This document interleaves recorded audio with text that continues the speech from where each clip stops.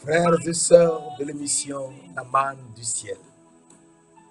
La manne jaillit toujours abondamment du ciel et nous donne la vie de notre Seigneur de gloire, Jésus-Christ de Nazareth. Et cette lumière qui est Jésus-Christ nous donne la vie. Jésus-Christ, si nous le suivons, c'est lui qui est la lumière du monde. Nous ne serons jamais dans les ténèbres. Nous aurons la lumière de la vie. Cette émission est présentée par le serviteur Jules Komla Sossou de l'église missionnaire Philadelphie de Christ à Lomé, au Togo. Et nous sommes très heureux de partager ces moments de joie et de paix avec toi, mon frère, ma soeur, pour qu'on comprenne que le troisième jour, Jésus-Christ est ressuscité des morts et il nous conduit aujourd'hui dans le jardin créé par Dieu par la lumière le troisième jour. Avant de faire les soleils, la lune et les étoiles le quatrième jour. Donc 1000 ans plus tard. Et le troisième jour est un terme très important qu'il faut suivre très attentivement et comprendre que lorsque Dieu a créé les cieux et la terre et qu'il nous a amenés sur la terre, fondé par sa sagesse, il a pris la poussière de la terre et nous a soufflé, nous, âmes vivantes invisibles, dans la poussière de la terre. Et nous sommes devenus des corps vivants visibles. Nous sommes des êtres vivants, visibles. Nous sommes visibles sur la terre. Et étant visibles, eh bien, notre travail était de tout faire pour suivre la parole de Dieu et savoir ce que Dieu voudrait et qui nous a amenés sur cette terre, créée par sa sagesse. C'est très important, car si nous ne savons pas pourquoi Dieu nous a amenés sur la terre, nous crierons beaucoup de choses et nous serons perdus sans savoir que nous sommes venus sur la terre et que nous sommes des étrangers et des voyageurs. Et donc nous devons tout faire pour ne pas suivre les convoitises de la terre qui font la guerre à l'âme. Et donc, notre âme doit vivre de telle manière qu'elle soit habillée, visible, comme Jésus-Christ est visible, et retournée à notre Père qui est dans les cieux. Et Jésus-Christ est venu sur la terre. Il est mort et ressuscité le troisième jour et nous reconduit dans le jardin d'Éden, créé le troisième jour, pour qu'on sache que, primo, notre âme doit vivre du pain de vie, du pain de vie qui est le fruit de l'arbre de vie. Et l'arbre de vie, c'est Jésus-Christ même. Et Jésus, qui est le pain de vie, donc qui est le fruit de l'arbre de vie, qui est le pain de vie, eh bien, Jésus nous dit, je suis le pain de vie. Et nous devons manger ce pain de vie. Et manger le pain de vie, comme je l'avais vu la dernière fois, c'est cultiver le jardin et trouver le pain de vie et le manger. Et Jésus est venu sur la terre. Il nous a donné son corps à manger. Jésus nous a donné son corps à manger. Et son corps, c'est la parole de Dieu. Jésus est la parole de Dieu. S'il nous donne son corps, Donc notre âme vit de la parole de Dieu.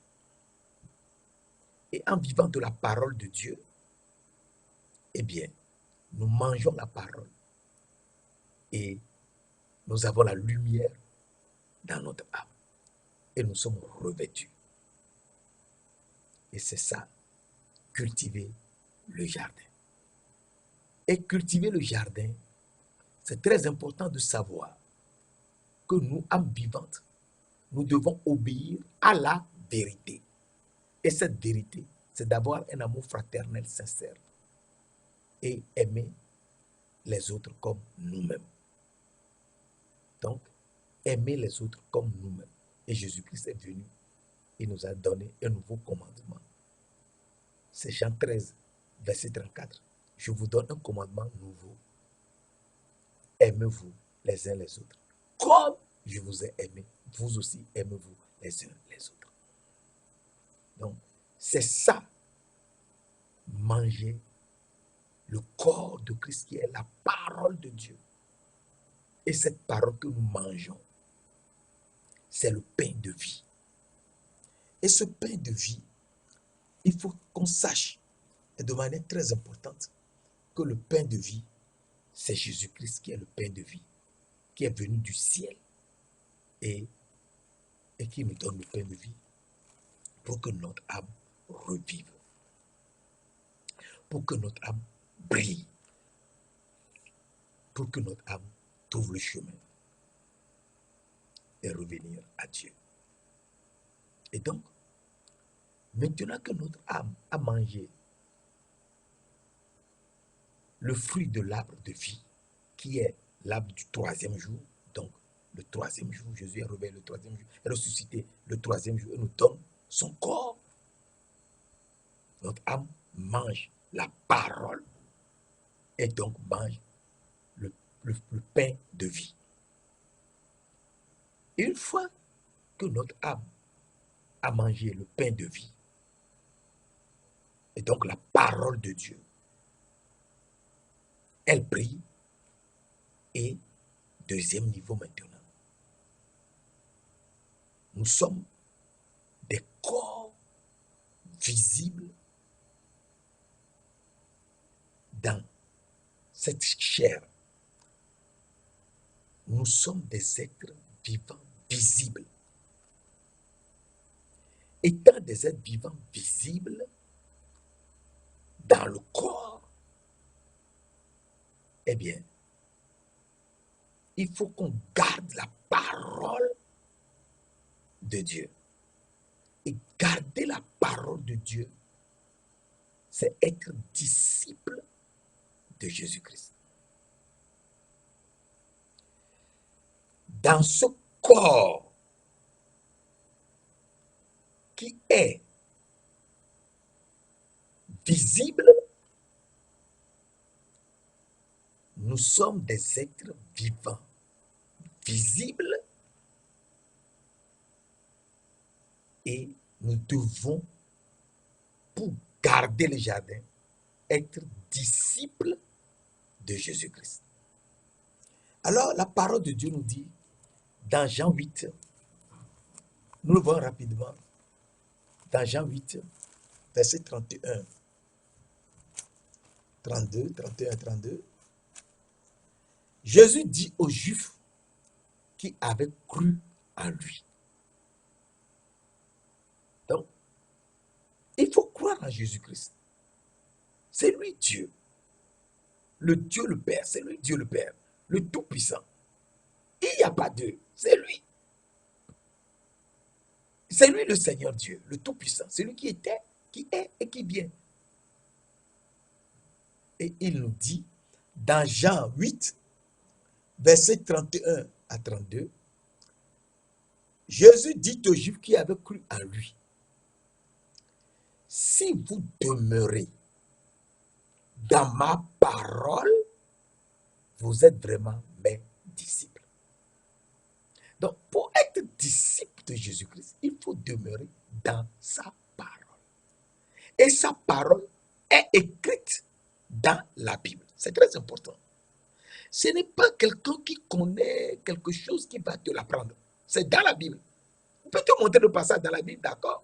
Tu liras et tu sauras. Mais si tu ne lis pas, eh bien, tu es perdu, tu ne comprends rien. Tu vas suivre les baratins des hommes et tu resteras à un seul niveau. Mais en lisant la parole toi-même, tu comprends. Si vous demeurez, donc il faut demeurer dans la parole, pas dans autre chose. Si vous demeurez dans ma parole, c'est-à-dire la Bible, vous êtes vraiment mes disciples. Verset 32. Vous connaîtrez la vérité, hein, notre âme qui doit obéir à la vérité, vous connaîtrez la vérité et la vérité vous rendra libre. Donc il faut demeurer dans la parole de Jésus-Christ pour être son disciple et connaître la vérité. Et cette vérité, c'est d'aimer les autres comme nous-mêmes. Donc, notre âme doit obéir à la vérité et notre corps aussi doit obéir à la vérité. C'est ça qui est important.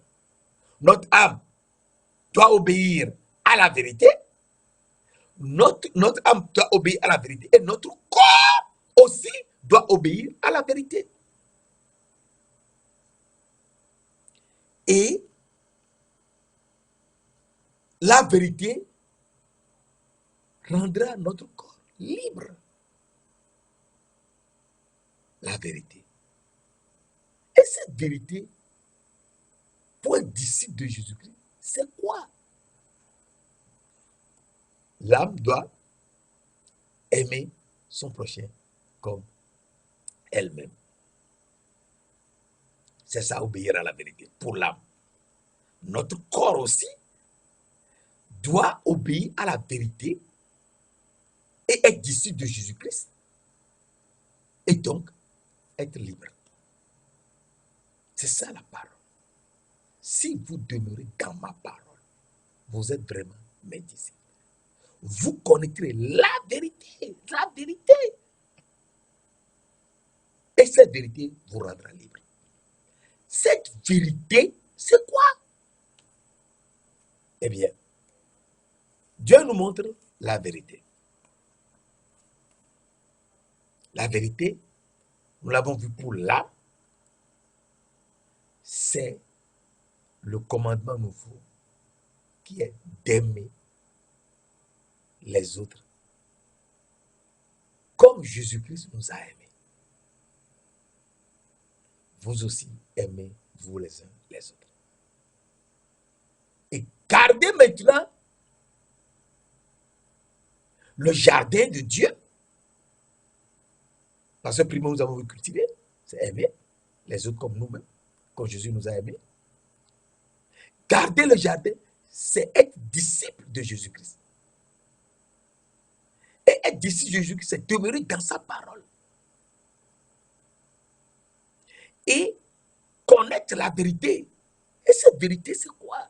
Eh bien, Jésus-Christ nous le montre dans le verset 35, Jean 13, verset 35. Et dans Jean 13, verset 35, la parole de Dieu, à ceci, tous connaîtront que vous êtes mes disciples. À ceci, Jean 13, verset 35, à ceci, tous connaîtront que vous êtes mes disciples. Si vous avez de l'amour les uns pour les autres. Si vous avez de l'amour les uns pour les autres. Ah. Donc, il faut avoir de l'amour les uns pour les autres. C'est ça, garder le jardin d'Éden. Donc Dieu nous a amenés sur la terre pour qu'on apprenne à obéir à la vérité, à demeurer dans la vérité et être ses disciples en ayant de l'amour les uns pour les autres. Et notre âme doit également obéir à la vérité en aimant les autres comme elle-même. Ce n'est pas possible. Oui, c'est ce que la parole de Dieu dit. Jean 13, verset 34, nous l'avons lu. Je vous donne un commandement nouveau. Aimez-vous les uns les autres comme je vous ai aimé. Vous aussi, aimez-vous les uns les autres. Verset 35. À ceci, tous connaîtront que vous êtes mes disciples si vous avez de l'amour les uns pour les autres. Donc, c'est toujours l'amour, oui. C'est toujours l'amour. Et à partir de là, nous réfléchissons et on sent qu'il faut avoir l'amour pour les autres. Dans ce corps, il faut de l'amour pour les autres. Pour être disciple de Jésus-Christ. Alors la parole de Dieu nous dit, dans Jean 14, verset 20-21, un verset très important est le verset 23. Jean 14, verset 20, 21 et 23. En ce jour, vous connaîtrez que je suis en mon Père, que vous êtes en moi et que je suis en vous. Celui qui a mes commandements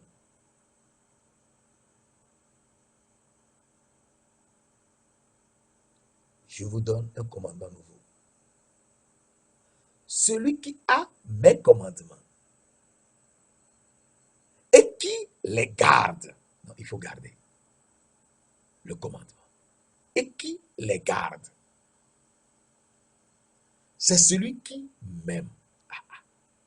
Donc, être disciple de Jésus-Christ, c'est aimer Jésus-Christ. Aimer Jésus-Christ, c'est aimer la parole de Dieu.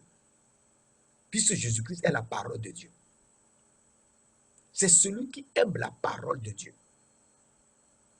Et celui qui m'aime sera aimé de mon Père. Je l'aimerai et je me ferai connaître à lui.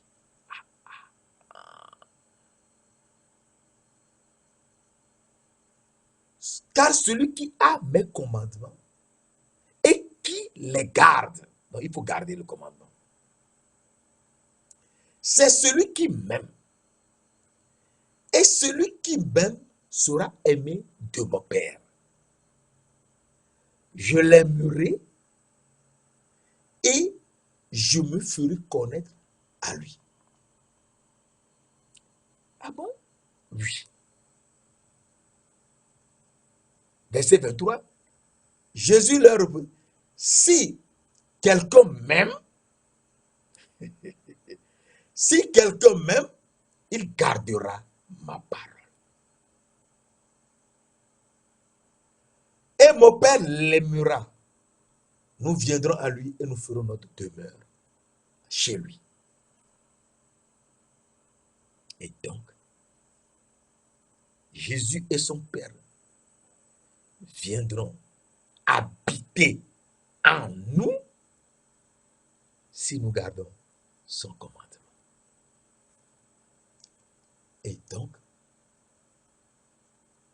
il faut être disciple pour garder la parole de Jésus-Christ et demeurer dans sa parole et connaître la vérité. Si vous demeurez dans ma parole, vous êtes vraiment mes disciples.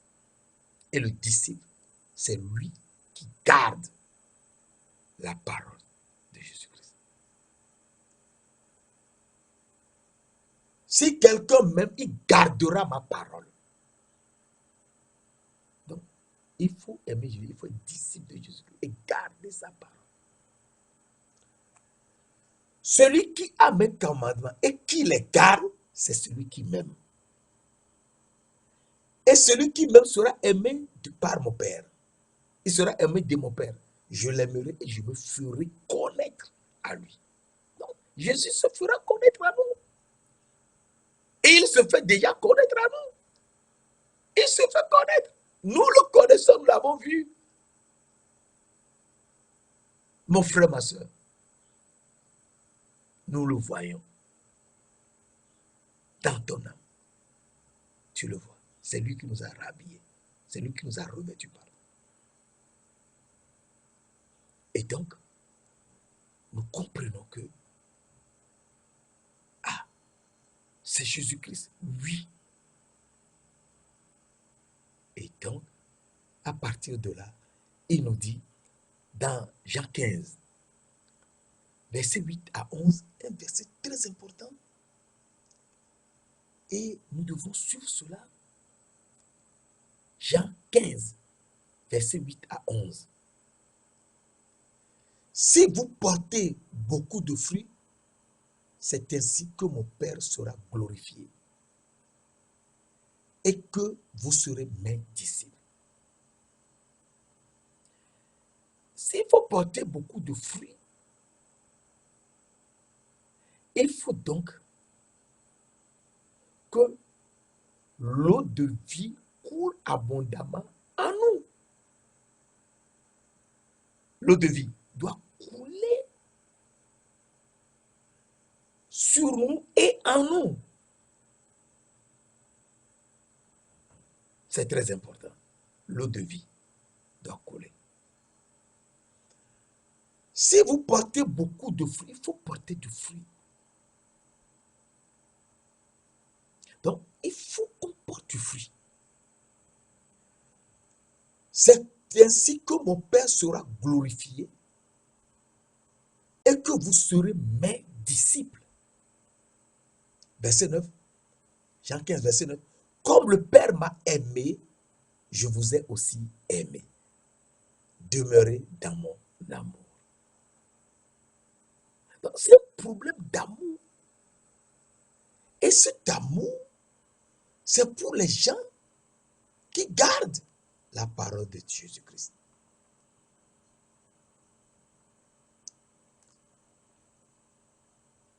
Verset 10. Si vous gardez mes commandements, eh bien, vous demeurez dans mon amour. Si vous gardez mes commandements, vous demeurez dans mon amour. Et donc, vous êtes disciples de Jésus-Christ. Vous demeurez dans mon amour, de même que j'ai gardé les commandements de mon Père et que je demeure dans son amour. Verset 11 enfin. Je vous ai dit ces choses afin que ma joie soit en vous et que votre joie soit parfaite. Donc, si notre joie doit être parfaite, eh bien, il faut qu'on sache que Jésus nous dit, vous, Matthieu 5, verset 48, Matthieu 5, verset 48, nous lisons rapidement, Matthieu 5, verset 48, soyez donc parfaits comme votre Père céleste est parfait. Soyez donc parfaits comme votre Père céleste est parfait. Donc, notre joie sera parfaite. Et donc, à partir de là, nous comprenons que garder les commandements de Jésus, les commandements de Jésus, eh bien, c'est demeurer dans son amour et porter du fruit. Et porter du fruit, c'est être disciple de Jésus-Christ. Porter du fruit, oui, porter du fruit. Et donc, pour porter du fruit, il est important que le sang de Christ qui a coulé ce jour à la croix nous lave le corps et entre en nous. Et c'est très important.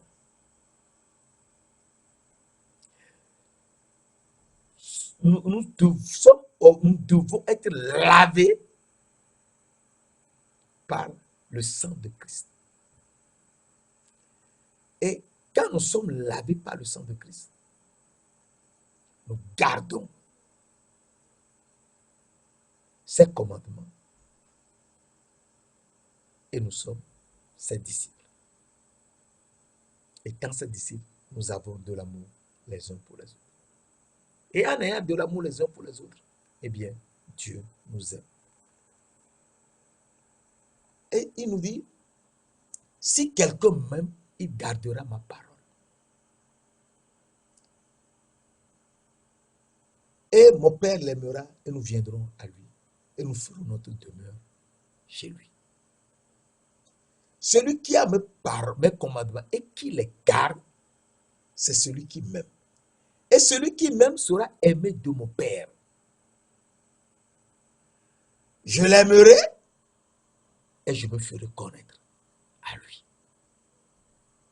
Jean 14, versets 20, 21 et 23. À partir de là, nous comprenons que garder ces commandements et avoir le sang qui nous lave, ce corps, et lave également notre âme, eh bien, nous devons pardonner. Nous devons pardonner. Lorsque le sang de Jésus-Christ nous lave le corps, purifie notre âme, nous apprenons qu'il faut pardonner aux autres leurs offenses. Et c'est très important, car Jésus-Christ nous montre un verset tellement important lorsqu'il était venu sur la terre et qu'on l'a cloué à la croix à notre place. Il a dit à la croix dans Luc 23, verset 34, Père, pardonne-leur, car ils ne savent pas ce qu'ils font. Père, pardonne-leur, car ils ne savent pas ce qu'ils font. Et donc, nous devons apprendre à pardonner aux autres leurs offenses. Si nous ne pardonnons pas, eh bien, nous sommes toujours au même niveau. Nous ne comprenons rien. Nous pouvons tout dire et nous ne comprenons rien. Or, il faut qu'on pardonne. Dans ce corps visible qui est aujourd'hui entré dans le jardin d'Éden, que Jésus-Christ lui-même, qui est le portier, la porte et le berger, il nous a conduits dans le jardin d'Éden. Eh bien, il nous a condamnés pour nous donner la vie éternelle. Et personne ne peut nous ravir de sa main. Et nous ne périrons jamais. Et donc, il faut comprendre que c'est pour la vie éternelle que nous sommes entrés dans le jardin d'Éden. La vie éternelle. Donc, nous sommes sur la terre pour tout faire pour avoir la vie éternelle. Et avoir la vie éternelle, c'est être lavé par le sang de Jésus-Christ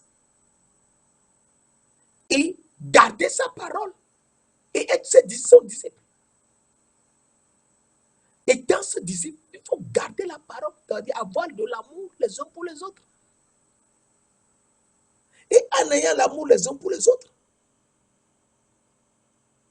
eh bien, nous sommes aimés de Jésus-Christ. Et donc, à partir de là, il faut garder la parole, c'est pardonner. Parce que Jésus-Christ est la parole de Dieu. Et quand nous faisons tout, il ne faut pas qu'on oublie cet aspect. Jésus-Christ est la parole de Dieu.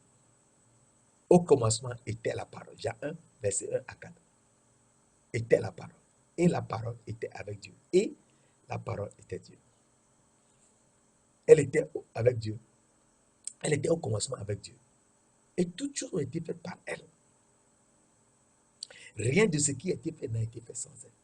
À la parole était la vie. Et la vie était la lumière des hommes. Verset 14. Et la parole a été faite chair. Et elle a vécu parmi nous, pleine de grâce et de vérité. Et nous avons contemplé sa gloire. Une gloire comme la gloire du Fils unique venu du Père. Verset 18. Et c'est très important. Quand nous ne savons pas ces aspects, nous blaguons. Verset 18, qui est très important. Personne n'a jamais vu Dieu. Personne n'a jamais vu Dieu. Le Fils unique qui est dans le sein du Père est celui qui l'a fait connaître. Personne n'a jamais vu Dieu. Le Fils unique qui est dans le sein du Père est celui qui l'a fait connaître. Et Matthieu 11. Matthieu 11. Et c'est très important. Matthieu 11, verset 27 nous dit, Matthieu 11, verset 27 nous dit, toutes choses m'ont été données par mon Père. Et personne n'a jamais vu. Personne ne connaît le Fils si ce n'est le Père. Personne ne connaît le Fils si ce n'est le Père. Personne non plus ne connaît le Père si ce n'est le Fils. Et celui à qui le Fils veut le révéler. Donc c'est une question de révélation. C'est une question de révélation. Tu ne peux jamais connaître le Père si ce n'est le Fils qui te le montre. Et tu ne peux jamais connaître le Fils si ce n'est le Père qui te le montre. C'est ça. C'est une question de révélation. Et cette révélation, le Seigneur, le Tout-Puissant, l'Éternel, révèle son secret à ses serviteurs, les prophètes. Il ne fait rien sans avoir révélé son secret à ses serviteurs, les prophètes. Amos 3, verset 7. Donc à partir de là, nous comprenons que Jésus sur la croix veut nous montrer le secret. Et il dit, Père, pardonne-leur, car ils ne savent pas.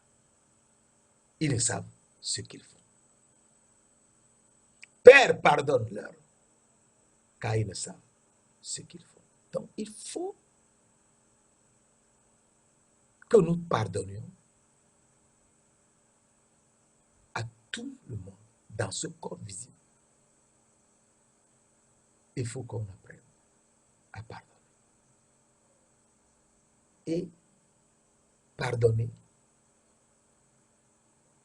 c'est savoir que nous sommes complètement transformés. Nous ne pouvons pardonner qu'en étant transformés. Si quelqu'un est en Christ, il est une nouvelle création. Les choses anciennes sont passées. Toutes choses sont devenues nouvelles. Donc, tu es une nouvelle création. Tu es transformé. Une autre création. Les choses anciennes passent. Toutes choses sont devenues nouvelles. Et donc, si les choses anciennes sont passées, eh bien, la brebis que tu étais, ça aussi passe. Et tu deviens un agneau. Comme qui? Comme Jésus-Christ lui-même. Tu deviens un agneau. Comme Jésus-Christ est l'agneau de Dieu qui ôte le péché du monde. Et ce qui est extraordinaire même, c'est que c'est du sang de Christ comme d'un agneau sans défaut et sans tache, prédestiné avant la fondation du monde, et manifesté à la fin des temps à cause de vous, qui par lui croyez en Dieu, lequel a ressuscité des morts et lui a donné la gloire, afin que votre foi et votre espérance reposent sur Dieu. Verset 22. 1 Pierre 1, verset 22 que je te lis. Ayant purifié vos âmes en obéissant à la vérité, ayez un amour fraternel sincère. Aimez-vous les uns les autres de tout votre cœur. Et donc l'âme qui est comme morte, parce que invisible, là, on ne voit pas l'âme. L'âme est invisible. Donc, pour nous ici, c'est comme si elle était morte. Parce qu'on ne le voit pas. Eh bien, l'âme est sortie du sang de l'agneau de Dieu. Et donc notre corps aussi, notre corps visible, qui est brebis, et que l'Esprit de Dieu conduit en tant que fils de Dieu, eh bien, du fils de Dieu maintenant, l'âme qui est brebis, le corps, pardon, qui est le corps visible qui est brebis, eh bien, le corps visible devient également un agneau. C'est ça. C'est ça la nouvelle création. Devient un agneau, oui. Jean 21, verset 15 dit, Père, mes agneaux. Jean 21, verset 15 nous dit, Père, mes agneaux. Et donc, ce sont les agneaux maintenant qu'il faut paître. Et en tant qu'agneau, il faut savoir que tu es une nouvelle création. Et donc, étant une nouvelle création, il faut apprendre à pardonner. Une nouvelle création apprend à pardonner. Et ça, Dieu nous le montre dans Jean 6, dans Matthieu 6, verset 12. Pardonne-nous nos offenses, comme nous pardonnons à ceux qui nous ont offensés. Et je t'avais dit précédemment que Jésus sur la croix a dit, Père, pardonne-leur, car ils ne savent ce qu'ils font. Luc 23, verset 34. Luc 23, verset 34. Père, pardonne-leur, car ils ne savent ce qu'ils font. Et dans Matthieu 6, verset 12, la parole de Dieu nous, pardonne-nous nos offenses, comme nous pardonnons à ceux qui nous ont offensés. Donc, il nous faut pardonner à ceux qui nous ont offensés, oui. Et le verset 14, parce qu'il faut continuer la prière là. Le verset 14 nous dit, si vous pardonnez aux autres leurs offenses, si vous pardonnez aux hommes leurs offenses, votre Père Céleste vous pardonnera aussi. Donc, pour que notre Père Céleste nous pardonne, il nous faut pardonner aux autres leurs offenses. Et à partir de là, comprenons que il faut absolument que nous pardonnions aux autres leurs offenses. Et c'est très important parce que si nous n'apprenons pas à pardonner, eh bien, nous sommes perdus. Il nous faut absolument apprendre à pardonner. Il faut pardonner. Et en pardonnant, c'est là toi-même, tu sais que tu es une nouvelle création. Et que tu es un agneau, non plus une brebis. Mais tu es aujourd'hui un agneau. C'est très important. Un agneau qui pardonne tout. Et en pardonnant, Pierre a demandé un jour au Seigneur Jésus-Christ, combien de fois faut-il pardonner? Combien de fois faut-il pardonner? A demandé Pierre. Et le Seigneur Jésus-Christ lui a répondu. Et nous l'apprenons aujourd'hui. Dans Matthieu 18, verset 21-22, Matthieu 18, verset 21-22, alors Pierre s'approcha de Jésus et lui dit, Seigneur, combien de fois pardonnerai-je à mon frère lorsqu'il pêche contre moi? Sera jusqu'à 7 fois? Combien de fois pardonnerai-je à mon frère qui a péché contre moi? Sera-ce jusqu'à 7 fois? Matthieu 18, verset 22. Jésus lui dit, je ne te dis pas 7 fois, mais 70 fois, 7 fois. 70 fois, 7 fois. C'est-à-dire 70 fois, 7 fois. Ce qui veut dire 490 fois. C'est-à-dire 490 multiplié par 489, multiplié jusqu'à 1. Il faut toujours pardonner. C'est ça qui est important. Il faut pardonner. Il faut pardonner. 490 exposant 2. Il faut toujours pardonner. Et en pardonnant dans ce corps visible, nous sommes disciples de Jésus-Christ. Et nous gardons son amour.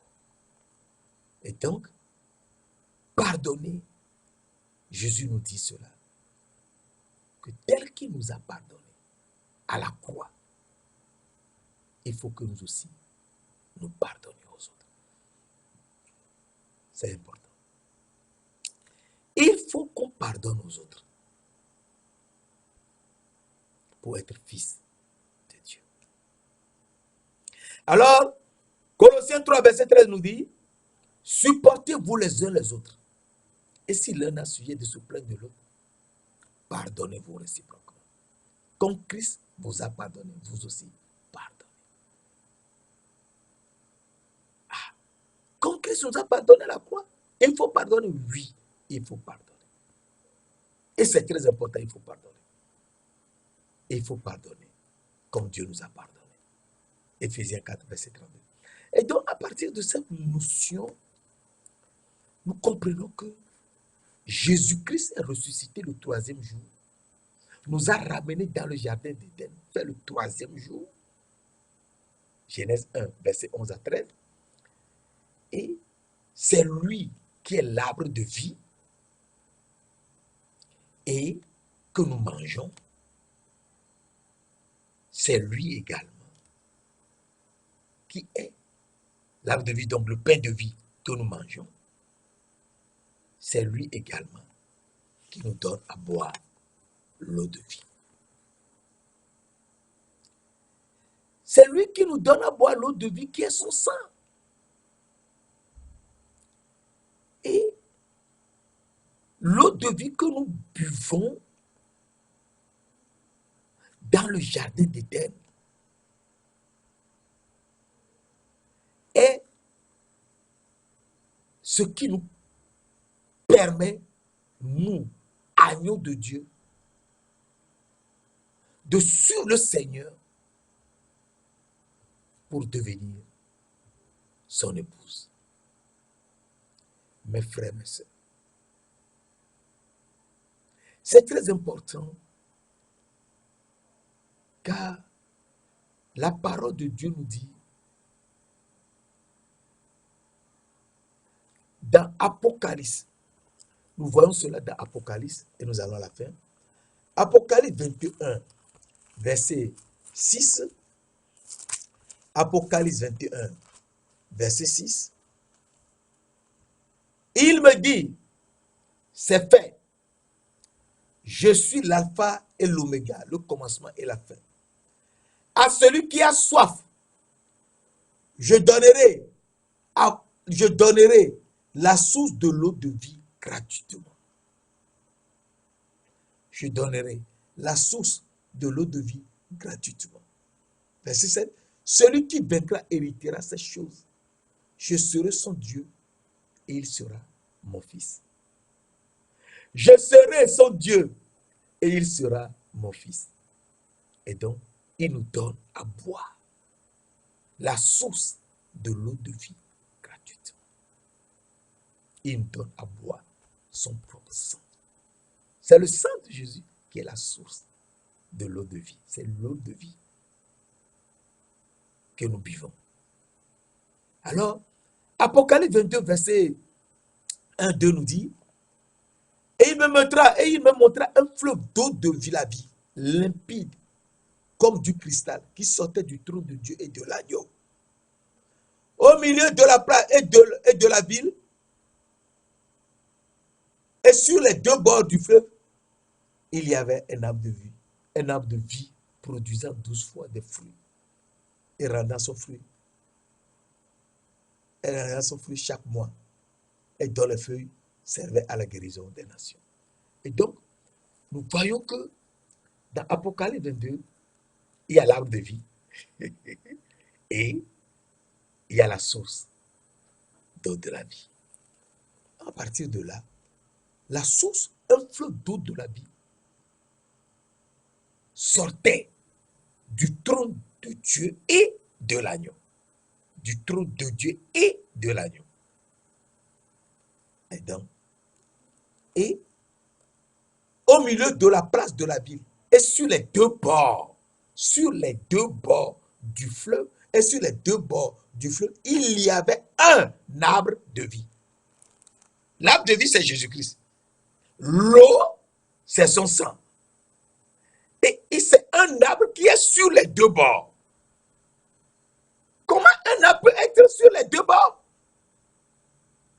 Eh bien, Jésus-Christ est debout, les deux pieds sur les deux bords du fleuve de vie. Et donc, c'est lui qui couvre l'eau de vie. Et c'est très important de savoir que c'est Jésus-Christ qui couvre l'eau de vie. Et quand nous sommes là, nous avons l'eau de vie et que nous buvons cette eau de vie, eh bien, nous sommes encore transformés. Nous buvons l'eau de vie, nous sommes encore transformés. Nous sommes transformés et à partir de là, nous comprenons que nous allons dans la vie éternelle pour avoir la gloire de notre Seigneur Jésus-Christ. Et donc, nous sommes un avec lui. Nous sommes un avec lui. Et nous irons dans sa gloire. Galates 3, verset 28 nous dit, Galates 3, verset 28 nous dit, il n'y a plus ni homme ni femme. Il n'y a plus ni homme ni femme. Mais tous, vous êtes un en Jésus-Christ. Il n'y a plus ni homme ni femme. Mais tous, vous êtes un en Jésus-Christ. Donc, en Jésus-Christ, nous sommes un. Ah, si nous sommes un, donc, c'est lui notre époux. Oui. Ésaïe 54, verset 5. Car ton Créateur est ton époux. L'Éternel des armées est son nom. Il se nomme Dieu de toute la terre. Donc le Dieu de toute la terre, nous le découvrons. Et c'est notre époux. Et nous serons un avec lui. Il n'y a plus ni homme ni femme, mais tous, vous êtes un en Jésus-Christ. Saint-Esprit, Esprit du Dieu trois fois saint, Esprit de gloire, Esprit de vérité, Esprit saint, nous te louons. C'est toi qui nous enseignes. Conduis-nous. Conduis-nous dans la vie éternelle. Et montre-nous que nous sommes vraiment un avec notre Créateur et qu'il sera notre époux. Merci d'ailleurs de l'avoir déjà fait. Au nom précieux de notre Seigneur Jésus-Christ de Nazareth. Amen.